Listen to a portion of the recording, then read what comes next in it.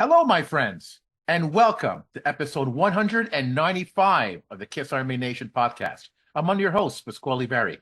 And I am Claudia Spera. Welcome to the show, everyone. On this episode, we are joined by the co-producer of Buffalo Rock City, a killer tribute album featuring an incredible lineup of musicians playing homage to the greatest band in the land. With the upcoming release of Buffalo Rock City 2, Volume 1 on vinyl, we're going to dive into how this project came about, the artists involved, and the creative process behind the reimagining of classic Kiss. Kiss Army Nation, please welcome to the show, John Jeffery. Welcome to the show, my friend. Hello, thank you for having me on.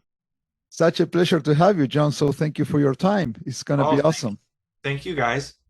John, I know I can speak for Pask when I say that we are so excited about the upcoming release of Buffalo Rock City 2, Volume 1. So what can we expect from this new release? Well, here's the thing. A lot of people may not realize, but vinyl, the way vinyl is produced these days is a lot differently. It's done a lot differently than the way it was done in the 70s and 80s. It's all digital. So you're very limited with the amount of time you have. You have literally 23 minutes for each side of a vinyl. And the original CD release of Buffalo Rock City 2, there's 17 songs on there. Mm-hmm. So when we released the CD, immediately people were asking for a vinyl release. But then it became tricky because we had to figure out how would we do it. Would we do a single vinyl and cut songs? Or would we do a double vinyl? And the problem is doing a double vinyl, again, you're allotted about roughly with 23 minutes, it's about 6 songs per side. Okay. So if we did a double vinyl, we would have been able to have 24 songs, but we only had 17. So we'd be wasting space. Mm-hmm. So it was a tough call. Do we cut songs and do a single? And then if we did a double, we realized that we're not Kiss. We understand there's a certain amount of Kiss fans that will buy anything that Kiss puts out, especially vinyl. But we realize being a Kiss tribute album, that it's not the same. So if we had to say charge $50 for a double vinyl Kiss tribute record, we were concerned that people would not want to pay that much money for a tribute record. So right. It took some time to figure out how we wanted to do it, and we figured the best way to do it is to release the album in 2 volumes. And to make it even more special rather, we added bonus tracks. So we added 10 bonus tracks to the album. So Volume 1, there are 6 songs from the original CD release and 6 bonus tracks. In Volume 2, there'll be 8 songs from the CD, and then we'll have 4 bonus tracks. So unfortunately, we did have to cut a couple songs from the CD release, but we just kind of made a general consensus of what we felt were the stronger songs. And again, we wanted to be able to give the fans something new with the vinyl releases. So it wasn't just the CD on vinyl. So something. Okay. And so Volume 1 it exclusively features 1976, 1977. Side 1 is all rock and roll over songs, and side 2 is all Love Gun songs. Oh, cool. And then Volume 2 is going to be all the songs from the 80s. So nice. Yeah, so we figured that'd be the best way to do it chronologically, and like I said, giving all the fans the new bonus tracks, new material they never heard. It makes it worthwhile, because there may be some people that aren't necessarily huge vinyl collectors. Correct. But they might have been following the Buffalo Rock City project, and they would appreciate to have new tracks that they never heard before. Okay, for sure. And John, can you tell us some of the artists involved with Buffalo Rock City 2? Sure. On volume one, the vinyl, on the 6 songs that are from the CD, we have one of the tracks is Love Gun, which features Dean Castronovo from Journey, and Mhm. he's singing and he's playing drums. And then from the Kiss world, we have Rafael Moreira, or as Paul calls him, they call him because he's from Brazil, so they Yeah. don't pronounce the R, so they call him Hafa. That's his nickname. Yeah, So, that's right. so Hafa is playing guitar on Love Gun, and the cool thing is I had him play all the lead guitar parts, like how he did on the Live to Win tour, and Oh, nice. how he did it on the Live to Win live DVD, but it's the studio version of the song.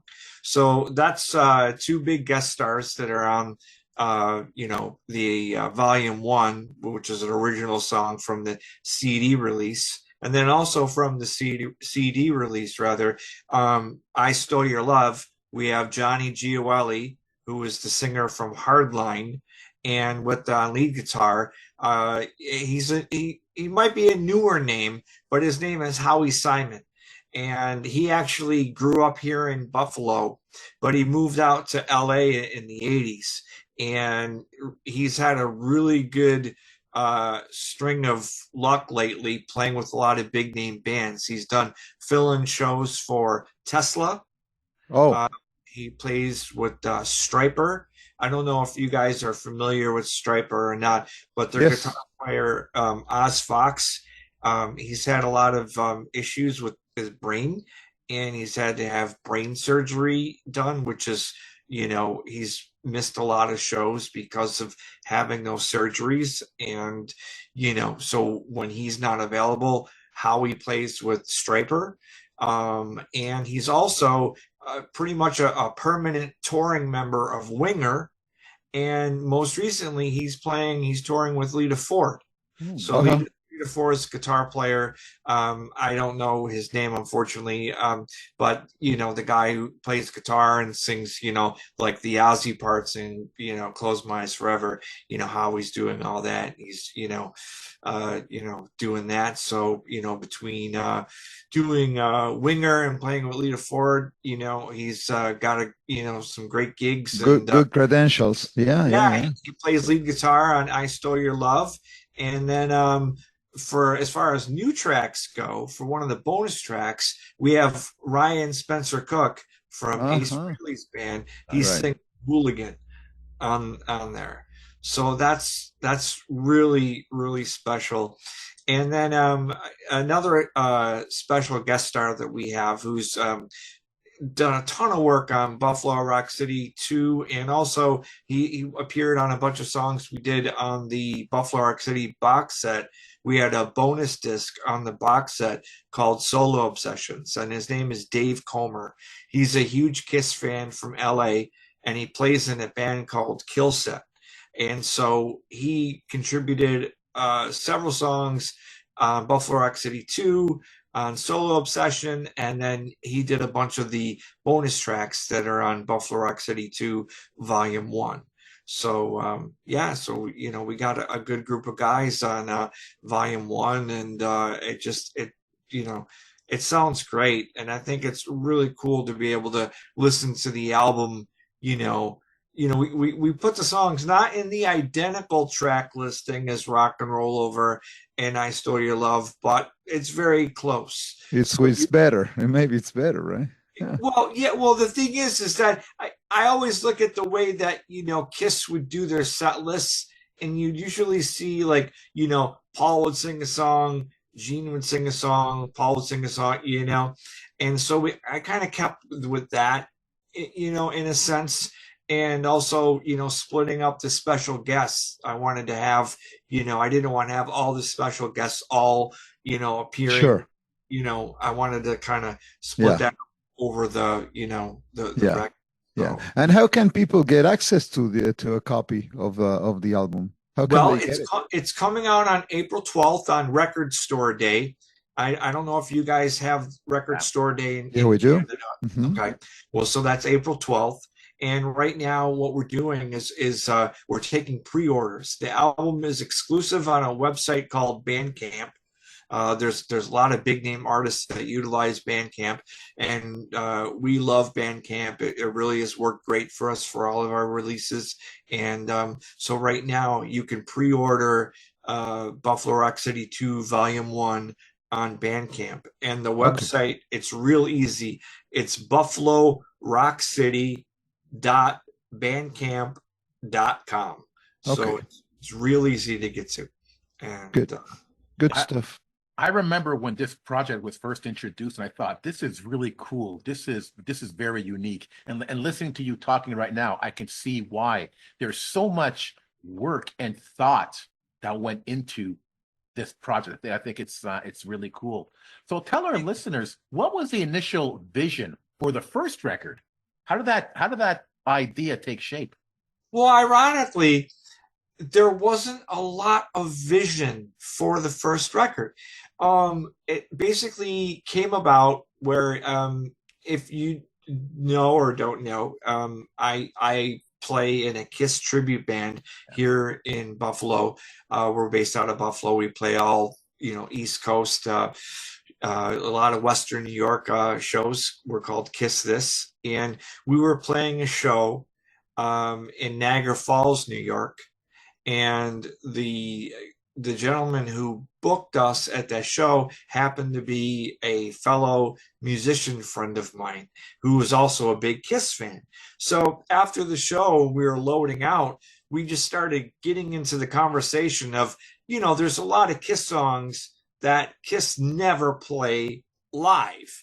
They curtail their set list for the casual Kiss fan, music fan, the people that come to the concerts. So, I mean, it's great that they do a lot of, or they did a lot of obscure material on, the Kiss cruise, but in regular concerts, it's Yeah.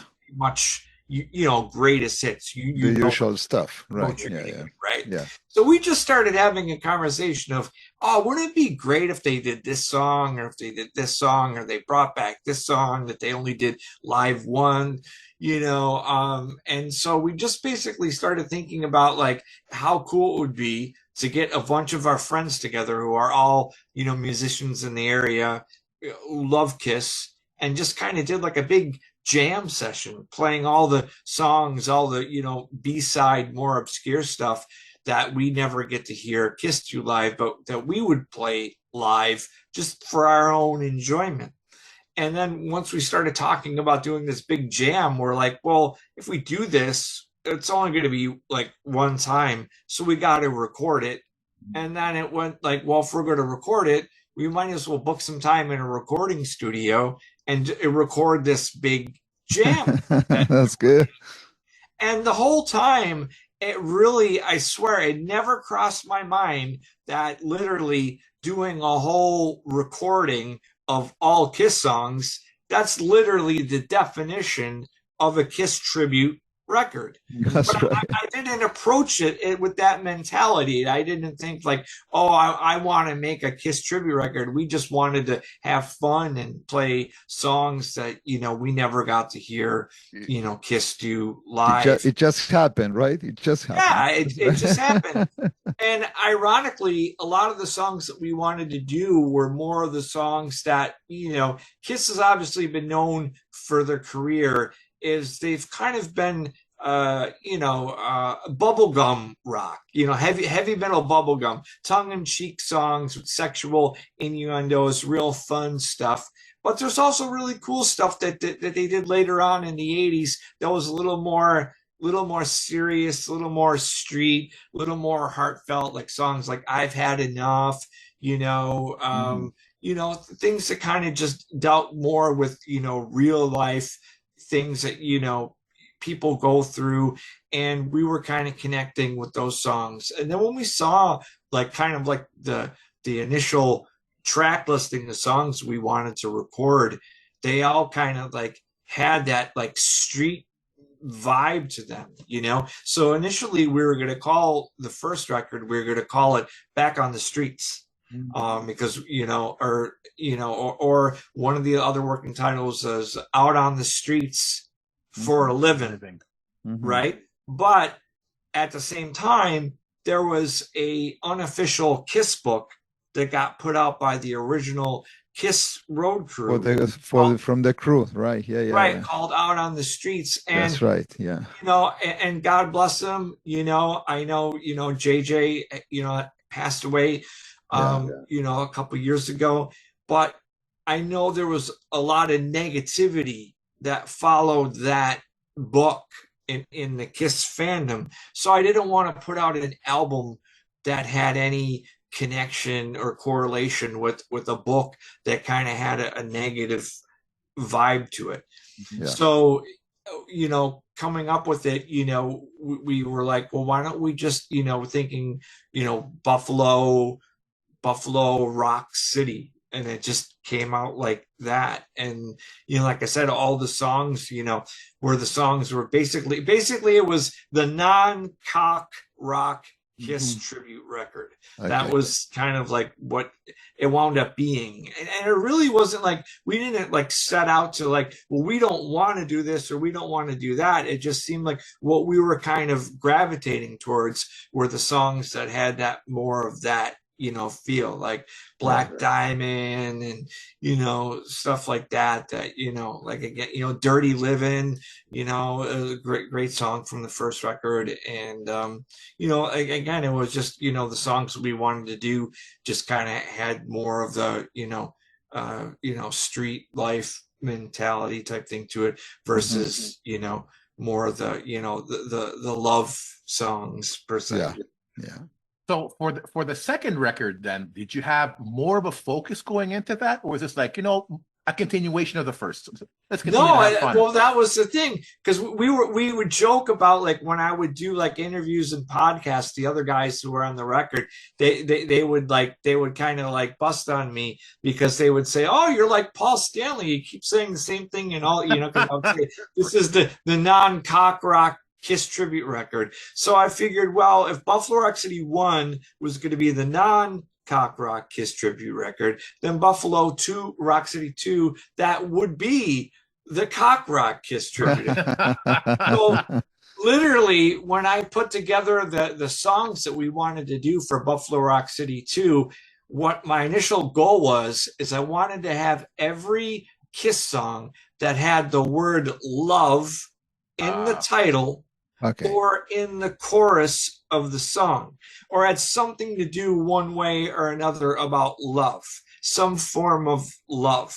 So, I mean, if you look at the track listing of Buffalo Rock City 2, there's I Stole Your Love, Love Gun, Got Love for Sale, we really, really tried to milk it as much as we could to get all the songs that we could, Hell or High Water, I'm Gonna Love You. They sing that in the chorus. Right.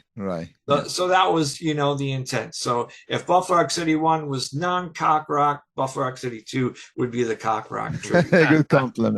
Nice. Good compliment.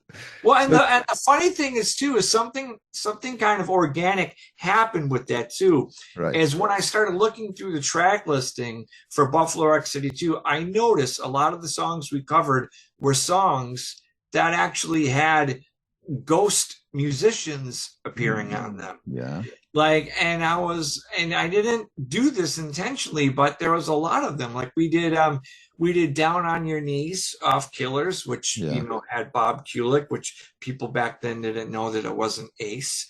We had and that was Alan Schwartzberg filling in for on drums. Yeah.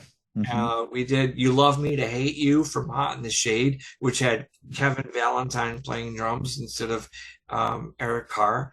We did Saint and Sinner off Preachers, which had, Vinnie Vincent, who wasn't in the band at the time, ghosting for Ace. So it was funny. There, Save Your Love off Dynasty, Anton Fig ghosting for Peter Criss, so that was just ironic that there was a lot of the songs that we wound up picking also had like a dual theme aside from just having love in the title or being about love, it was a lot of the, Kiss songs that, they had, ghost musicians appearing on the record. So Right. And speaking of now, if we move into the artwork, right. for the two albums, so we all agree that the first one, was pure genius. So question applies for both. So what was the thinking, or what is the thinking behind the cover for the two albums? Well, the whole thing is, with Kiss is it's kind of a gray area with their legalities. I know that they've gone after some people that have put out unofficial books if they use the Kiss logo, or if they use actual photos of the band member with the makeup designs. And so our initial thought for the first record was like, well, how can we show Kiss, but we're not going to use any logo, but how can we have the band? You see the band, but we weren't sure if we could use the makeup stuff, right? Yeah. Right.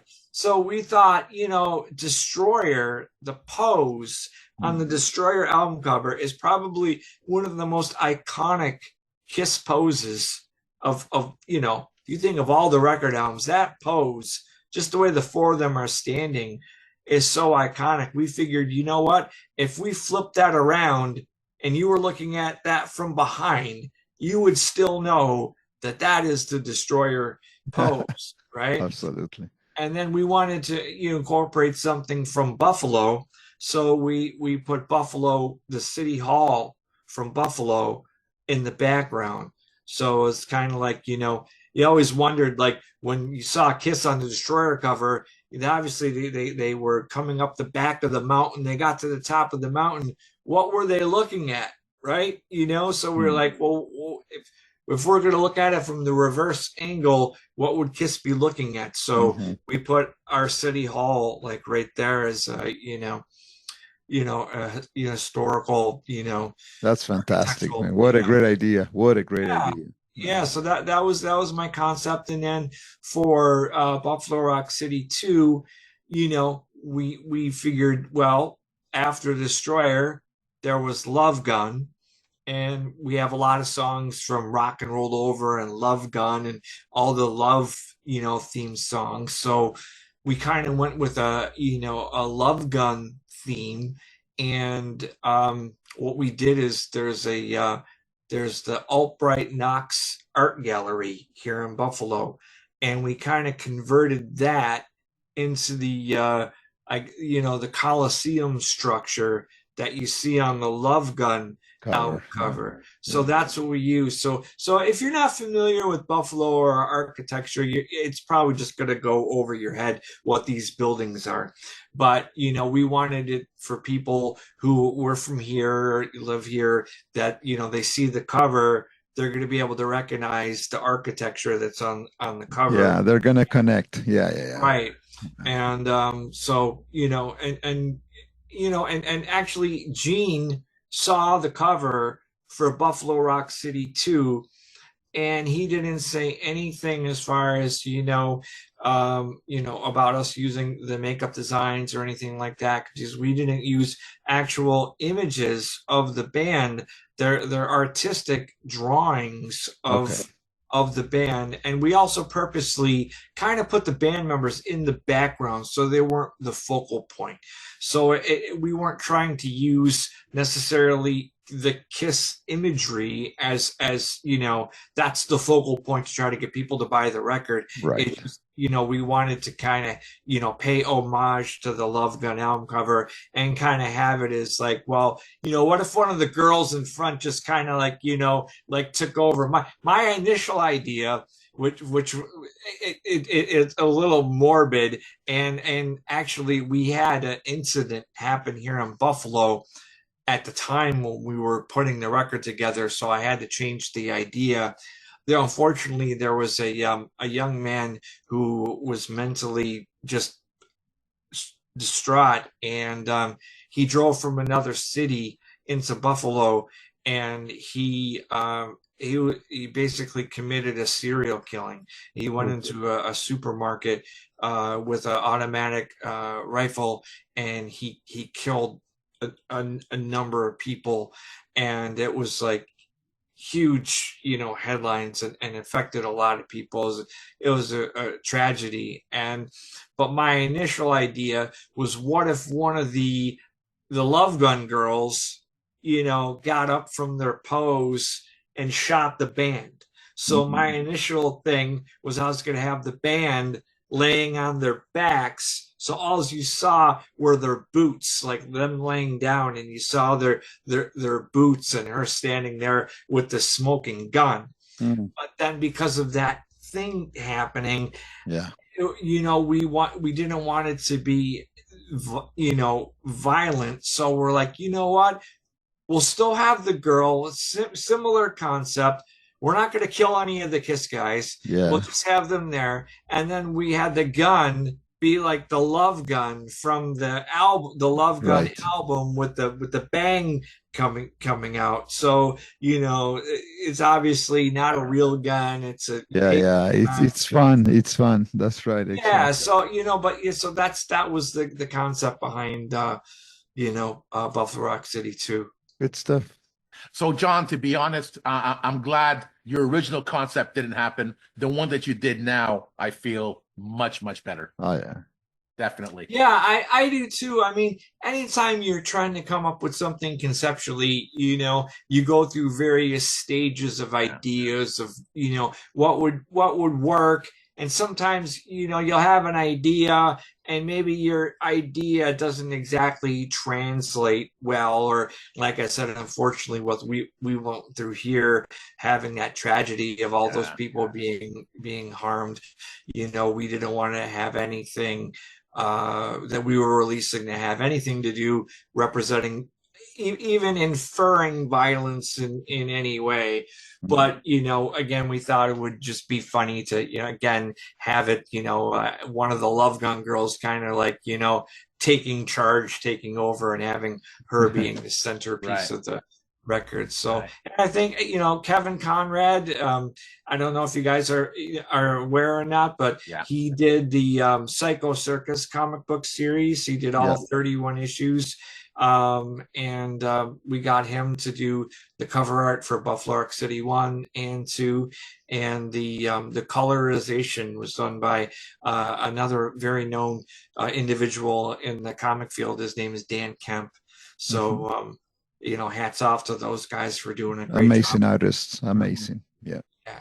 So putting a project like this together can't be easy. What were some of the hurdles that you faced bringing these albums to life? Well, obviously, like I said, initially when we did the first album, there was not an intent of doing a Kiss tribute album.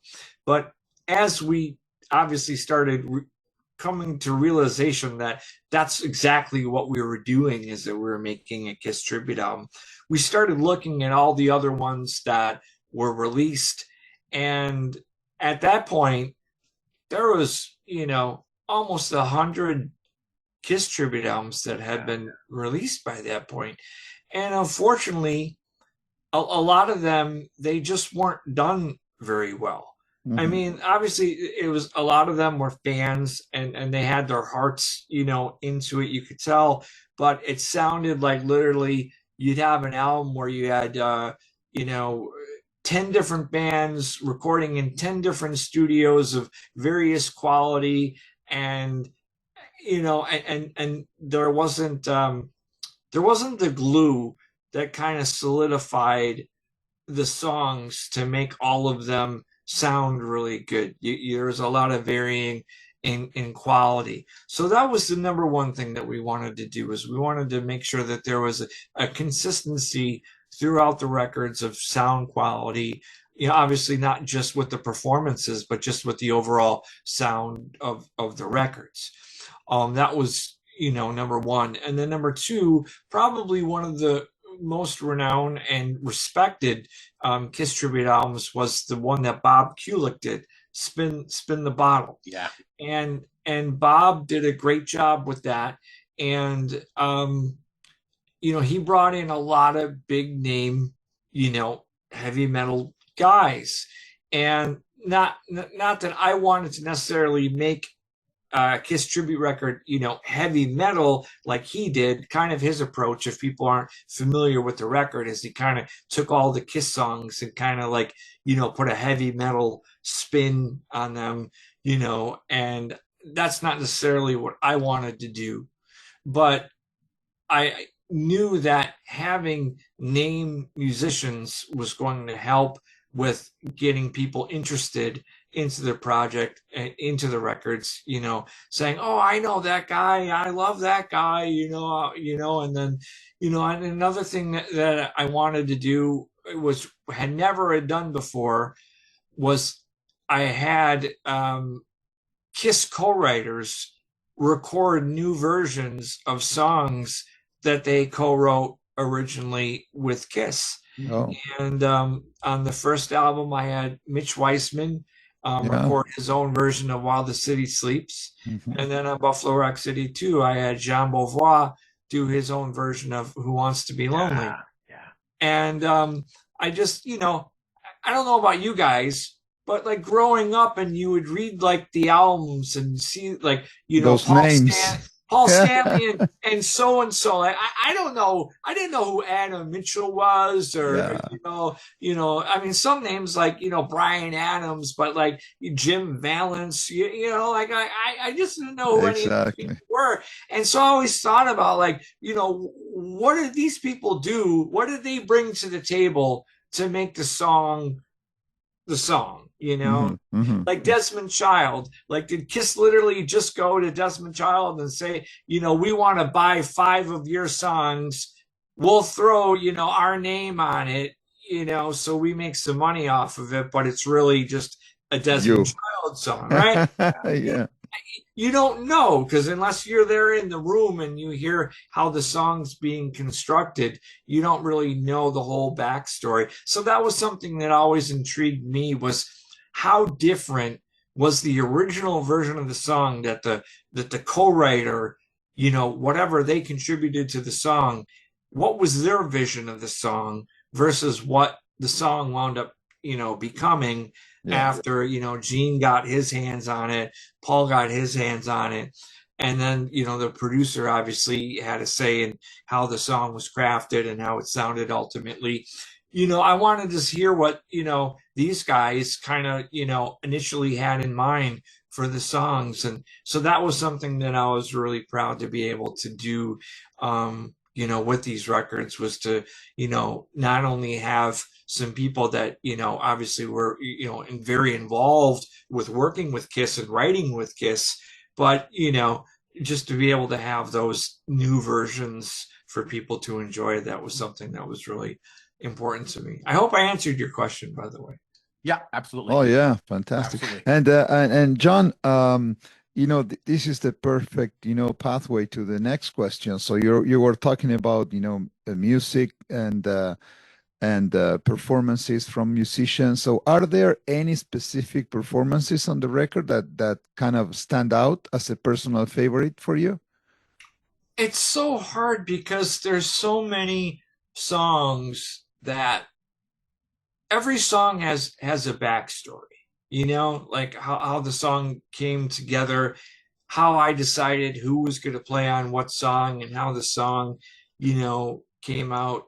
I mean, obviously the first song, I've Had Enough, from Buffalo Rock City 1, we knew that song needed to come out, and we needed it to be really strong.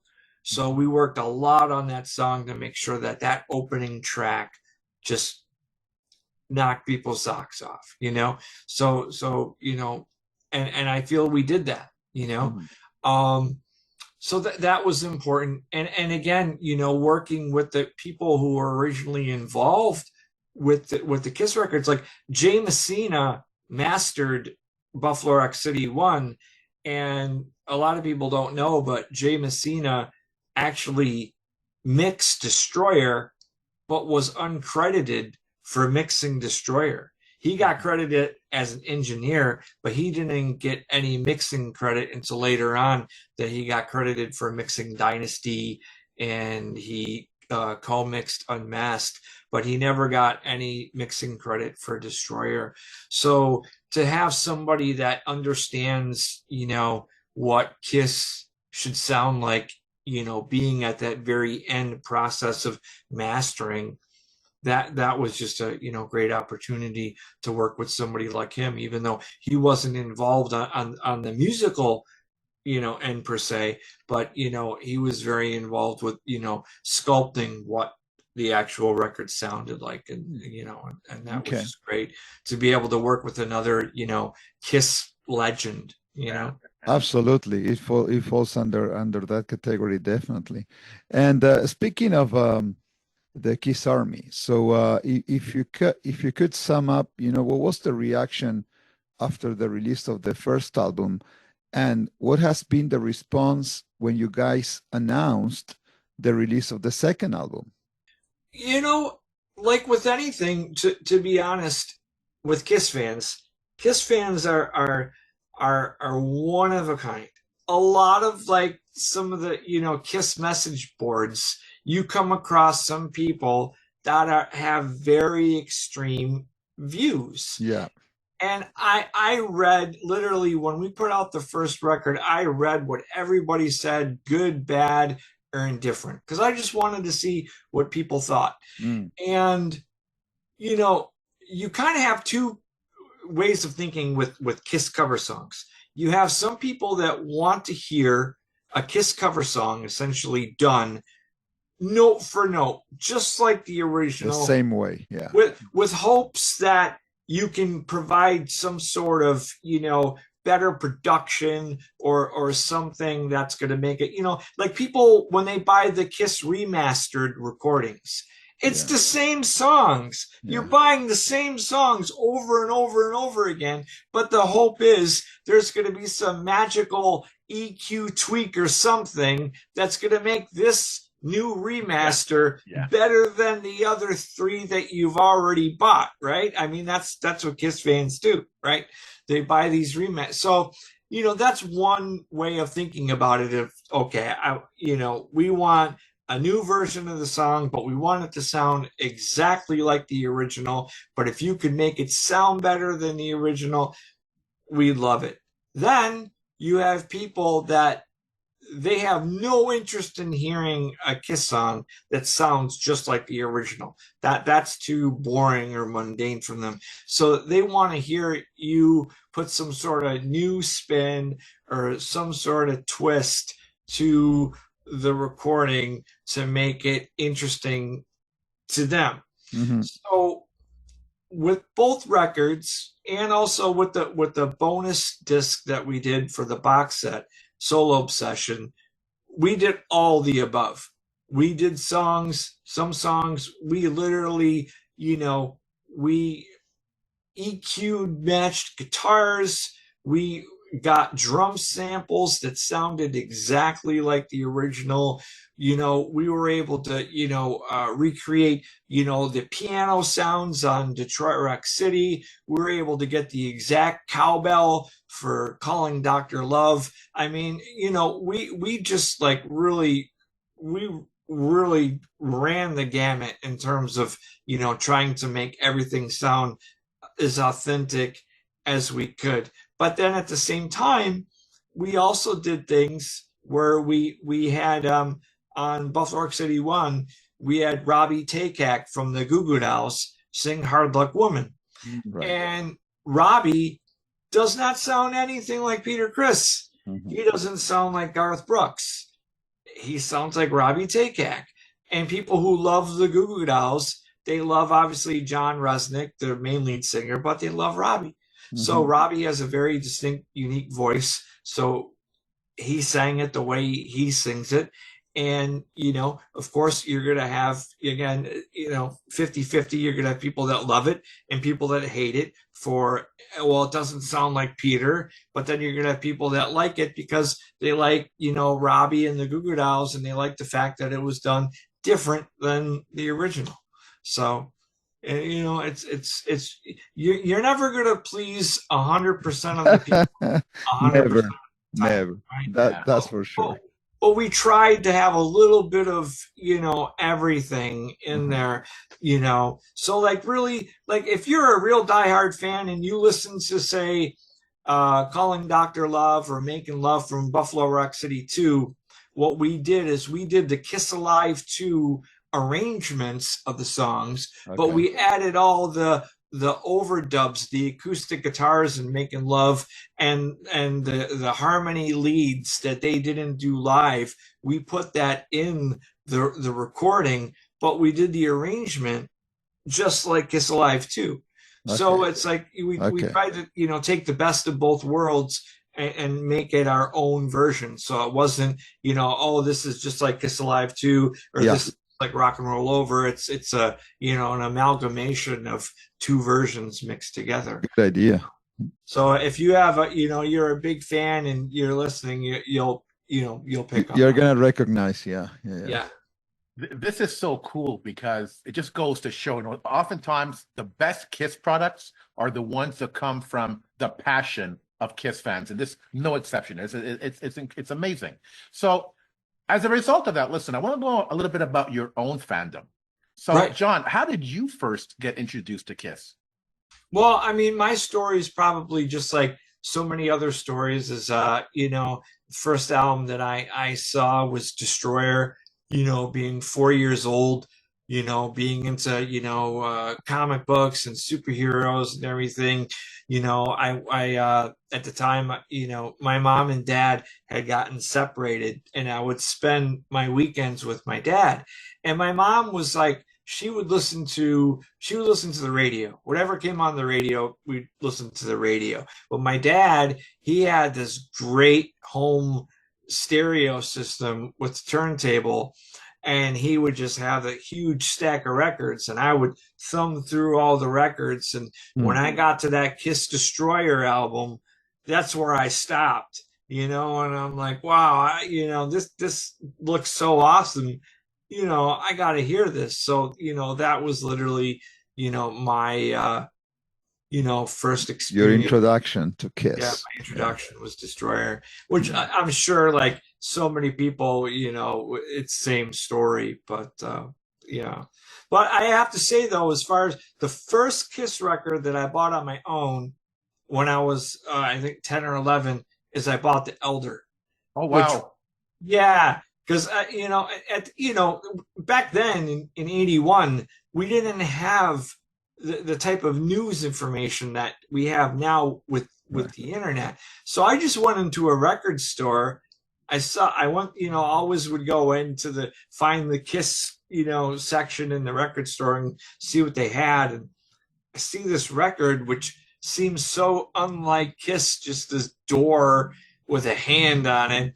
And, and I'm like, oh, I got to have this because I don't have it. And I never heard it before. So I brought it home. And that was like the first Kiss record that I bought. And, in retrospect, I love the record. But I tell you, in 1981, I was totally confused. That's a good one.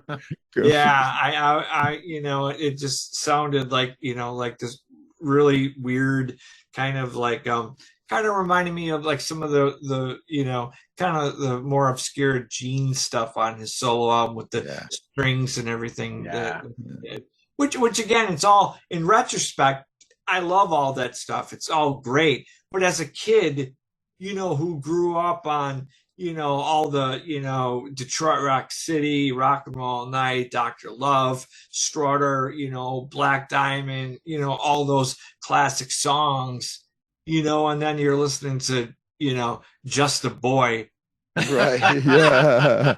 Under the Rose. Like, it's really like, okay, this is different. And then thankfully though, the next album was Creatures of the Night. And I'm like, yeah, this is back. What I remember. This is Kiss, and then ever since then my fandom just took off from there, So, John, did you have the chance to meet any members of the band? So you mentioned Gene before, being aware of when he saw the cover of the album. But did you have the chance to meet them? And if so, what were the circumstances? So what were the experiences like?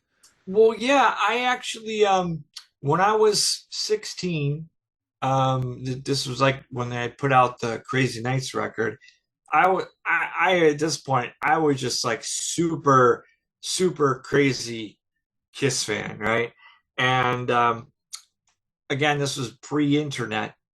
I would call. I don't know if you guys remember, but if you needed to get a phone number, you could call information on the telephone, Yeah. and you could ask for a phone number. And on the inside of all of the Kiss albums, it would say Kiss is managed by Glickman Marks, and it would have the address in New York City. So I called for information in New York City, and they gave me a phone number, which I was like, wow. So I called, and they answered the phone, and they're like, Kiss offices. And I'm like, Wow. and I'm like, well, I'm telling, and again, you got to, think back. I'm like, the 15, 16-year-old kid, I obviously sound really young, and people are like, what do you want? And I'm like, well, I'm a Kiss fan. And I'm like, yeah, I'm sure they heard that before. And I'm like, I want to meet them. What do I, how can I talk to Kiss? What do I need to do? And they're like, well, Kiss only talks to people who, write for magazines. So I was very quick on the draw, and I said, so if I had my own magazine, Kiss would talk to me? And they said yes. So I came with the idea to start my own Kiss newsletter. And I started my own Kiss fan club called the Kiss Underground back in 1987. And I actually went on to release 40 issues of the Kiss Underground between 1987 and 2007. Oh, wow. Throughout that time, I got to be friends on different levels with every single member who was ever in Kiss. Oh. And some of my friendships were very, very close. And to this day, I'm still really good friends with Eric Singer and Bruce Kulick, and so, I have had a lot of experiences in terms of, meeting them. And I tell you, some of the best experiences were before they started, charging to for everything. Yeah. Because, it was, they were providing a service, right? No matter how bad of a day they had, they're having a bad day, they knew that you paid whatever you paid to meet them. And as soon as they, meet you, they want to make sure that you remember that experience for the rest of your life. So boom, they're immediately on. They're not thinking about whatever Gene and Paul got into a fight 10 minutes before. Yeah. You're not going to know that. They're gonna give you their time, and they're gonna, they're gonna sign whatever you want, and, take a picture and do all that stuff. But when I got to meet them, it was more of a private thing. It wasn't anything that you could pay for. It was just a matter of if you were somebody that they knew, that that you had done work with, that would give you the opportunity to be able to meet them. And they invited me to a lot of special events, and I had dinners with the guys in Kiss, and and when doing the newsletter, it was a cool thing because they literally did interviews with me on the phone for every issue that I released. So, I don't know if every other, Kiss newsletter or fanzine had that opportunity to be able to feature an exclusive interview with a member of Kiss, but I was able to do that for, the entire time that I did the Kiss Underground. So that was a cool experience. And are either Paul or Gene aware of Buffalo Rock City? Yeah. Gene is definitely aware. He did an appearance here in Niagara Falls where he was given the key to the city of Niagara Falls. And he also works with a company in Niagara Falls, New York. They're called Johnny Ryan Soda, and they're the company that releases the Gene Simmons Moneybag soda. And so they were able to work it out that he was able to go to City Hall. They renamed one of the streets Gene Simmons Boulevard for a day, and they changed all the street, signs, which I'm sure at some point somebody stole them, and they're on eBay, right? And then he played the next day. He did a solo tour last year, and the only show he did in the United States was actually in Buffalo. So we got to see him in Buffalo. But while he was here doing when he was receiving the key to Niagara Falls, we were able to meet Gene for lunch afterwards. And I gave him Buffalo Rock City too. And and that's when he looked at it, and it was great because he was like a little kid. All of his solo band members, they were all like spread around the table, and he went with the CD and he like ran around to each one of them, and he's showing them the CD and opening it up and showing the artwork and everything. So that was a real cool moment to be able to see Gene actually be excited about a fan project that that I That's did. awesome. That's awesome. And like I said, I'm good friends with Eric Singer, so every time that I've gone through the process of coming up with the initial mixes for songs, like when Eric is good friends with Dean from Journey. So when the first song that Dean did on the first album is he sang Black Diamond, which obviously everybody knows Eric Singer sang Black Diamond when he was in Kiss. Well, he still is in Kiss, right? Yeah. Even though they're not touring. Yeah. So when we did the first mix of Black Diamond with Dean singing it, I sent it to Eric, and Eric said, he sounds great. It sounds just like Dean. So, and I also sent the first record to Bruce Kulick, and he listened to the whole record, and he gave me feedback on a lot of the tracks, and it was all positive, constructive criticism. So it was really cool just to know that he actually took the time to go through and listen, to the record. So super nice. Yeah. Now, I can't talk about somebody's fandom without talking about collecting. It always falls on me, Claudio, collecting. So John, obviously you worked on records. Do you consider yourself a vinyl collector? To an extent. Like I have like every version of the vinyl, and then what I was going to do is I was going to try to get every release that there is on picture disc. Oh boy. But then, as you know, there are certain albums that never got released on picture disc.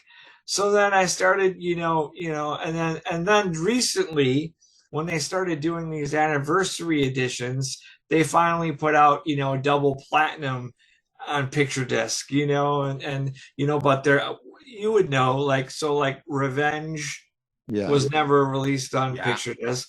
Carnival of Souls, except for the bootleg, has never been released on picture disc. Psycho Circus, except for the bootleg, has never, so I'm actually debating on selling off my picture disc collection and just keeping all the regular standard vinyl, editions. But that was my goal, is I wanted to have, the picture disc for each record. But I mean, some of the picture discs, like the original ones, like Lick It Up, and they're like $300. Yeah, it's insane. Yeah. It's crazy, So it's like, I don't know. I mean, unless I hit the lottery, then I'll go back and I'll buy them all and I'll have all the. Well, they're releasing picture discs on Kiss Online, but they're going for $200 a pop. That's crazy. Right, and they're limited editions, so they sell out, and then the people who are selling them in the secondary market, they're upping the price, and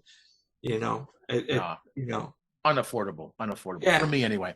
So speaking of which, what are your thoughts about the latest off the soundboard, the Asylum tour? Well, yeah, I mean, I think it's great that they're finally putting out, releases that people didn't have. I think some of the earlier releases, like I didn't understand the 2004 release, the Washington D.C., because it sounded like it was sourced from a VHS tape and there was nothing done to clean up the audio, but yet the whole 2004 tour is available on CD through the Instant Live. And I think the Instant Live recording, which there's no overdubs or anything to any of those, I think the Instant Live version of that concert sounds way better than the off the soundboard. And I think there was probably better Alive 2 shows than what was the one for Alive 2? Was that Milwaukee? Des Moines. Right. Yeah. I think there's probably better shows, more special shows, that they could have put out for that. I think the reunion off the soundboard, I thought that was a great show in terms of the audio, the sound quality of that.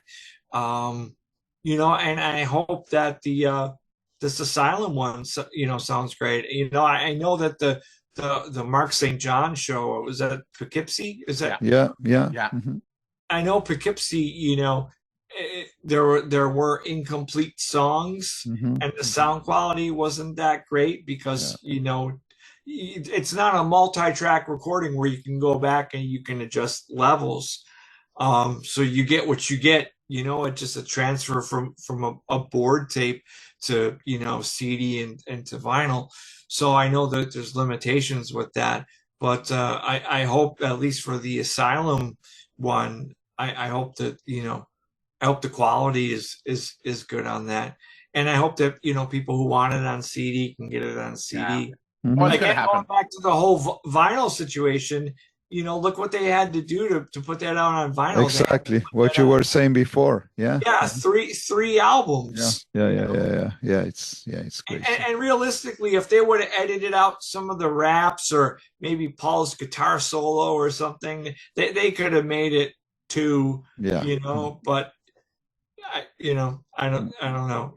I mean, I guess for completists, you're getting the whole show uncut, which is great. Yeah. But I mean, do I really want, to have to, go through 3 record albums to listen to the whole show, or, would I want to listen on 2 CDs? But as you were saying before, it's really tough to make everybody happy, right? Because if not, if they could have come up with maybe 2 vinyls, they're gonna say, "Oh, why did they cut it out?" So I want to have the full show. Yeah, it's weird. Well, we were saying the same thing with Vinnie Vincent solo on the Creatures box set. They cut it out completely. It's like it's a 15-minute solo. People want to hear it. Yeah, for sure. John, we're wrapping up the episode, and we have just one final question for you. So since the end of the road, we are all trying to keep the legacy of the band, alive in one way or the other. So do you feel that your legacy to the band are Buffalo Rock City albums? I do. I feel, in a sense, while obviously Kiss is in hope that the Avatar thing they're going to do is going to satisfy and fulfill Kiss fans that miss seeing Kiss live. With my Kiss tribute band, Kiss This, I think that is a way for us to help carry the legacy, to introduce, there's always new fans, always, new kids that when we do all ages shows, that never got to see Kiss, that, for all intents and purposes, they're seeing us as Kiss. So they're getting to experience a Kiss type show through us. So that's one way we're, helping to you To know, keep the flame expanding, alive. carrying on Yeah. the legacy.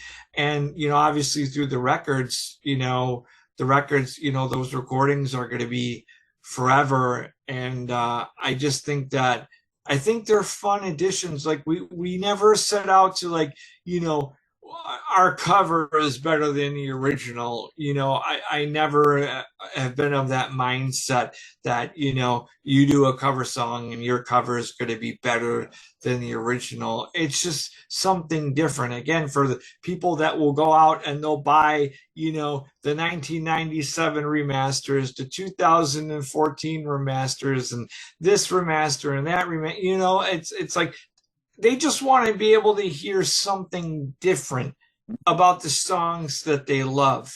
And that's essentially what we're doing. Mm-hmm. So we're just trying to, you know, here's the songs that you love in a slightly different way that you heard them before. And maybe there's something you're going to hear in our cover that's going to make you fall in love with that Absolutely. song all over again Absolutely. in one way or another, you know? You know, I think with that mindset, you know, it's mission accomplished. You know, and you know, hats off for you guys for the job that you guys did.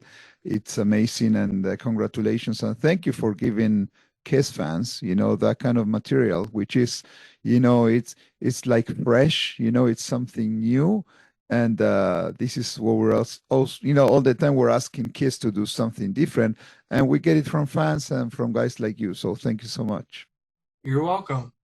You know, I love talking records because this episode, in the sense, it's like lying on my couch, listening to the music, and just looking at that record, soaking in the image, reading the lyrics with the songs. This was a fantastic hour talking about Buffalo Rock City, your experiences with the band, and your experiences creating these two amazing records. I'm so looking forward to receiving the album and getting on my couch and just absorbing the record like it's 1970s again. Thank you so much for everything you do for the Kiss Army. Oh, you're welcome. And I truly hope that you do feel that vibe too when you get it and you listen to it, and you know, and it just brings you back, you know. Oh, for sure.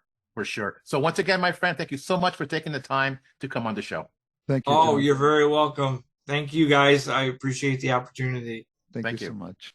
To the Kiss Army, we hope you enjoyed this episode. If you have any questions, comments, or ideas, please send them to talktome@kissarmynationpodcast.com. Until the next time, remember, never stop rocking. Take care, everyone.